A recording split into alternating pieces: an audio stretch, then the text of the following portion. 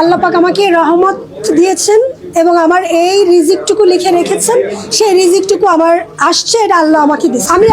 যেহেতু আমি একটা প্রোডাকশন হাউস খুলেছি, আর যেহেতু আমার ভালোবাসার জায়গা, আমি নায়িকা হব, তো আমি যেহেতু ইনভেস্ট করবো সেটা আমি আমার উপরেই করবো। আমি তো আরেকজনের জন্য ইনভেস্ট করবো না। হ্যাঁ, আমি করবো। যখন আমি প্রোডাকশন খুলেছি, যখন আমার আরো 5টা কাজ হবে, আমার আরো 10টা কাজ হবে, সেখানে এখন আমি কাজ করতে গেলে পুরো একটা ইউনিটকে নিয়ে তোমার কাজ করতে হবে। একটা ফিল্ম তো একটা হিরোইনকে দিয়ে হয়, তাই না? তো এখানে তো আরো 10 জন কাজ করবে, তো আমার সাথে কাজ তো আরো 10 জন করছে। তো আমি আমার ভালোবাসার জায়গাটাও তো আমি পূরণ করছি, আমি আরো 10 জনকে সুযোগও দিচ্ছি, নতুন হিরোকেও সুযোগ দিতে পারছি, নতুন আর্টিস্টদেরকেও সুযোগ দিতে পারছি, এবং আমার ফিল্মে আর নতুন আর্টিস্ট, নতুন হিরোইনও তো আসবে। সব গল্পই যে আমাকে দিয়েই হবে বিষয়টা তো তা না। এই সময়, এই সময়ে টাকা ব্যাক আসার কোনো সুযোগই নেই। এই চিন্তা, মানে ফার্স্ট আমি নেগেটিভ চিন্তা যে টাকা ব্যাক আসার কোনো সুযোগ নেই। সেকেন্ড, যদি আসে সেটা আল্লাহ পাক আমাকে রহমত দিয়েছেন এবং আমার এই রিজিকটুকু লিখে রেখেছেন, সেই রিজিকটুকু আমার আসছে, এটা আল্লাহ আমাকে দিয়েছে। যার কারণে এই দুইটা চিন্তা আমি মাথায় নিয়ে আমি এই ফিল্মে ইনভেস্ট করেছি। আর বাকিটা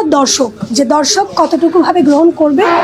তবে আমি দর্শকদের কাছে অনুরোধ জানাবো যে আমার যে রিজিক আছে সেই রিজিক আমি পাবো, সেটা যেভাবেই আসুক। তো আমি আমার 100% দেওয়ার চেষ্টা করেছি।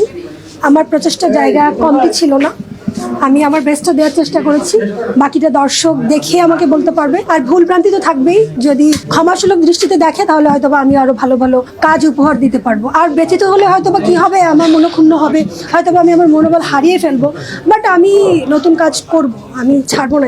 এখানে যদি যে হিরো কাজ করেছে সে না গিয়েও যদি আমি তার ফিটনেস দেখেও যদি আমার মনে হতো যে হচ্ছে না, তখন আমি ডিরেক্টরকে বলতাম যে আমার এটা হচ্ছে না, বা ডিরেক্টর নিজেও বলতো, ডিরেক্টর নিজেই চুজ করেছে, দেন আমাকে সে বলেছে যে এই হিরোটাকে আমার মনে হচ্ছে যে এই গল্পের সাথে যায়।